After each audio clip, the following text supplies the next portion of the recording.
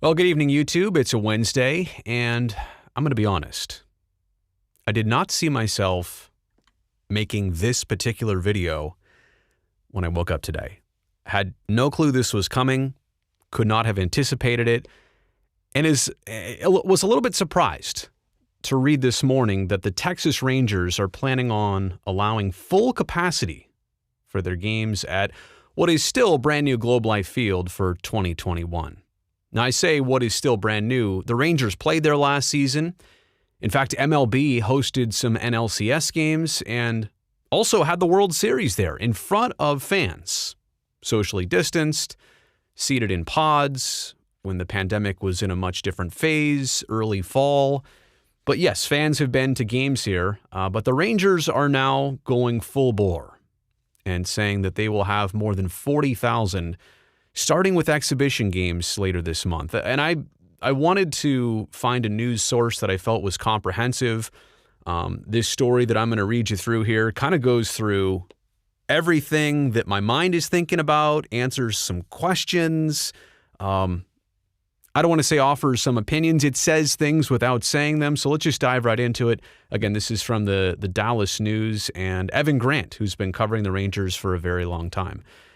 Citing Governor Greg Abbott's executive order permitting Texas businesses to fully open, the Rangers, and yes, they are going to become the first major pro sports team in North America to allow fans at 100% capacity in 2021. 40,518 fans is what they're expecting for the April 5th home opener at Globe Life Field.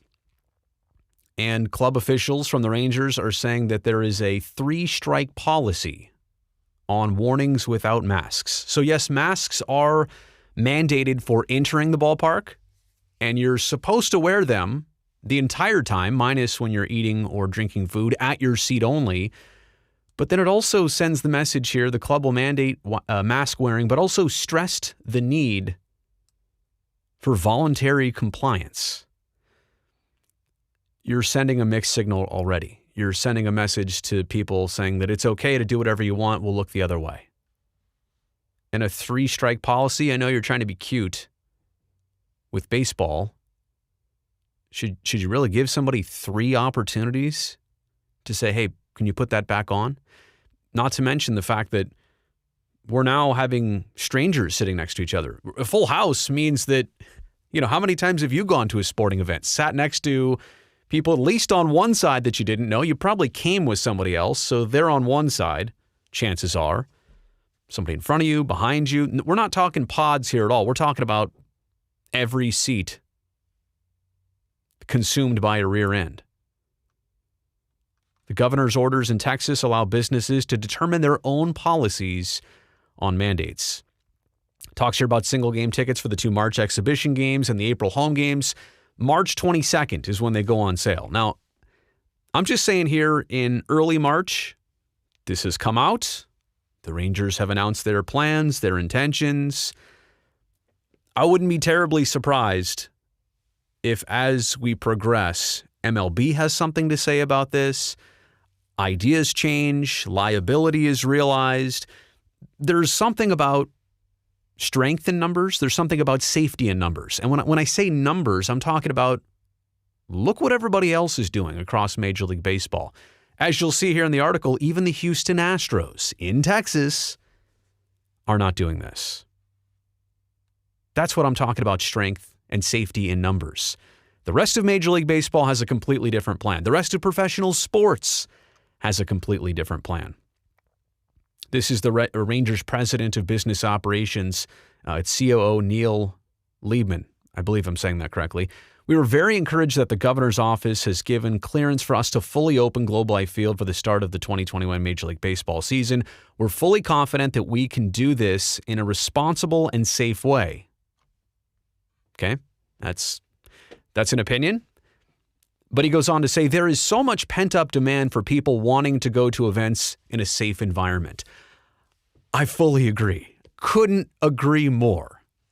Everybody's pent up. Everybody would love to go on a vacation or see friends or, take in a sporting event like the good old days. Does that mean it's a good idea? Does that mean that you should be catering to just what people want to do? instead of what everybody else is doing or should be happening. And don't get me wrong, I understand what every other big league team is doing, opening up to a certain capacity that is not 100%. Let's continue here. They want to watch baseball, and they like to watch it in the new stadium. So now you're speaking for people with the roof open, he added. So I think with all the protocols we're following, we will be extremely responsible and provide a very comfortable environment for somebody to enjoy the game without worrying if we're going to be a spreader event. Spreader event? How about 81 spreader events? Actually 83 if you count the 2 preseason games. And I obviously think and hope and fully believe that the course of this baseball season is going to see a lot of situations get better across our country. Whether it's East Coast, West Coast, Texas, Minnesota, you name it. All corners of the United States, the continental United States. But to go out on this limb, I don't understand what the purpose or the point is. You could use the excuse of serving your fans. I think we all know what the true intent here really is. So the Rangers cited following CDC guidelines, and they've been in contact with local public health authorities regarding their policy, but they declined to say whether they had consulted any outside independent experts on infectious diseases and their spread. Despite the state's aggressive opening, the Rangers will, however, take the position alone. This is like I was saying before. The Houston Astros may ramp up seating as the season progresses, understandable, but do not plan to fully open the seating at Minute Maid Park, their vice president of marketing and communications said. And this brings us to the safety in numbers. This article mentions what other Major League Baseball clubs are doing. And now there are some examples of more extreme and more aggressive approaches here. For example, in Denver, the Colorado Rockies, they're going to permit 21,000 fans, which is 42.6% of their capacity. A lot of teams are doing 20%, especially here in Northern California. 42.6 in Denver, which brings it up to 21,000. The Rockies received special variance from the state of Colorado. And also the state of Maryland recently announced that sports venues could allow up to 50% capacity, which, hang on here for a second, that sounds like a lot. And there's only one team in one state, one baseball team likely to do that. They're not going to do it yet. I'll explain in a second. But if you think 50%'s a lot, 50%, 100%. 50%, 100%. Okay, let's go back to this. But the Baltimore Orioles, even despite what the state is offering them, have yet to announce their official plans. MLB officials have repeatedly said it would defer to local health officials to determine appropriate capacity, but the league did not offer any official comment on the Rangers' plan. Wasn't it Major League Baseball not long ago, in trying to work with the players and figure out a start of this season, weren't they? And I back them on this. You can find videos of me saying this right here on this very YouTube channel.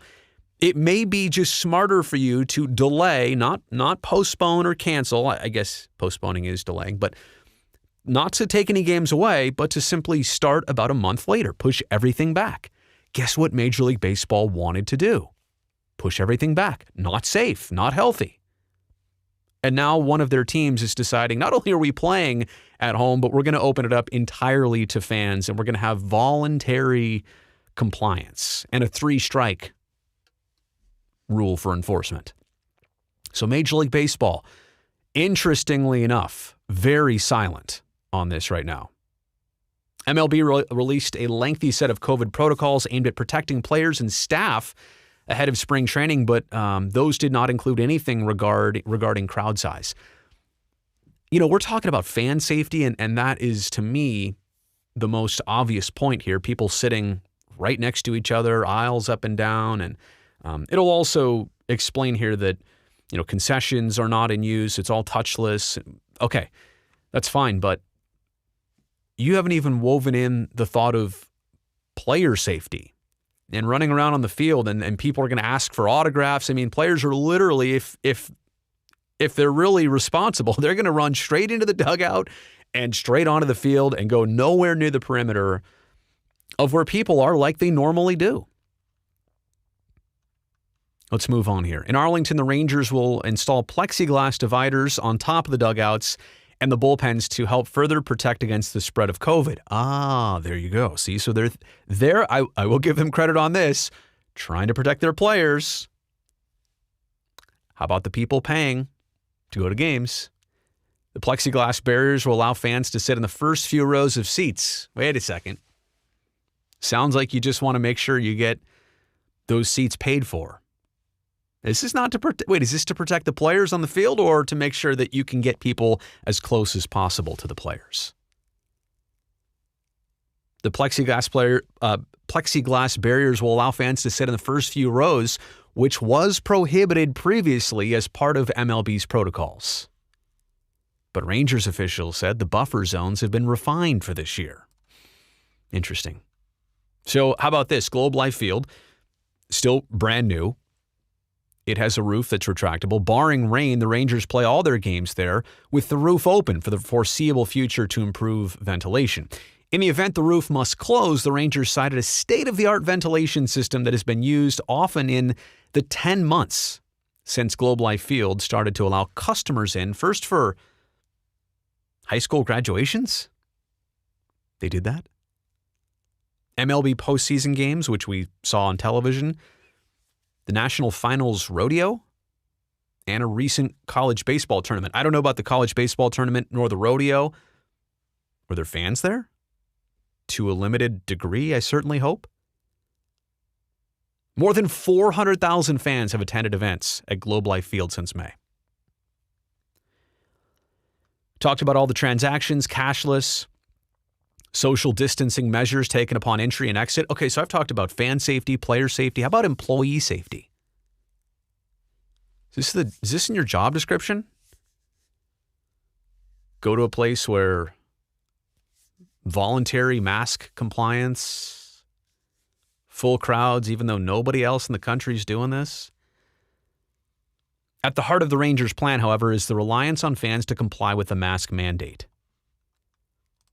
The executive vice president of business operations, Rob Matwick, said fans would not be permitted to enter without a mask. Obviously. But then, in the 3.5 hours after that, what happens? Masks will be provided for those who don't arrive at the stadium with one. Fans would only be permitted to take off masks while eating and drinking, which can be a blurry line. Well said, Evan. We need fan cooperation, there's no doubt. I always think voluntary compliance. So first and foremost, we're going to ask fans to help us comply with the rules. On active eating and drinking, I think active is the key word. If people are walking around with a sealed bottle and no mask, that becomes a little more challenging. We need fans to help us. Yeah, no kidding. How about this?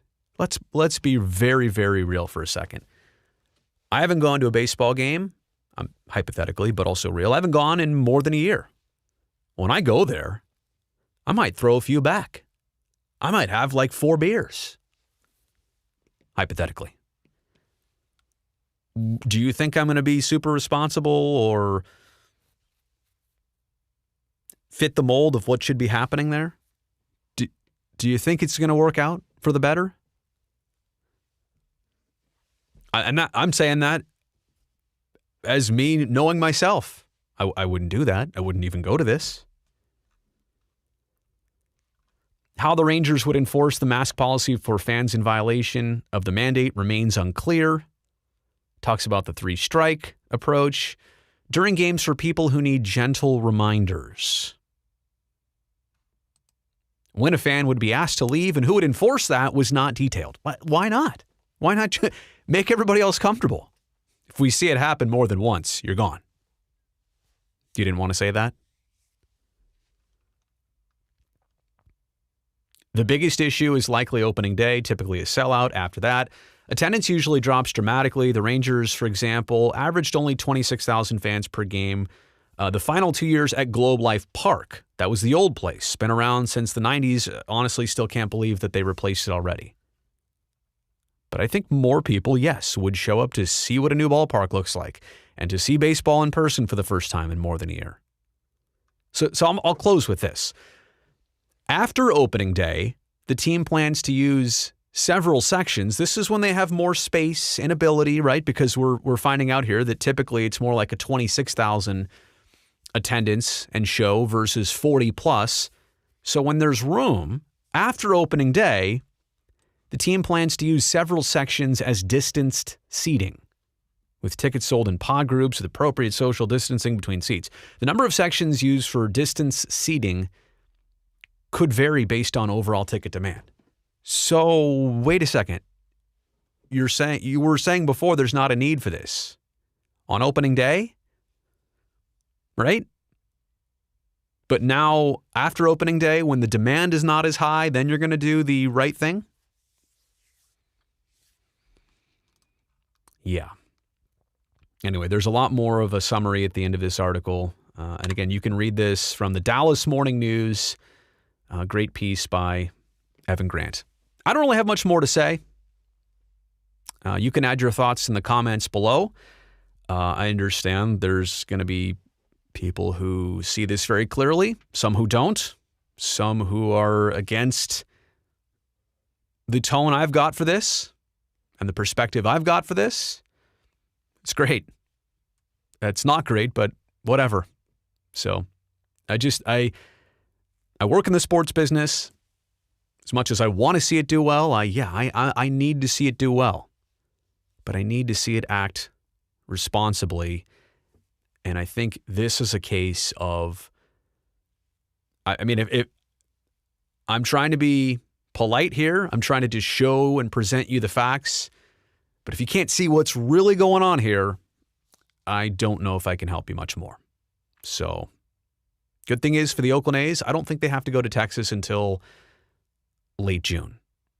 And let's hope a lot of this is better or sorted out or cut back by then. All right? That does it. Bye, everybody.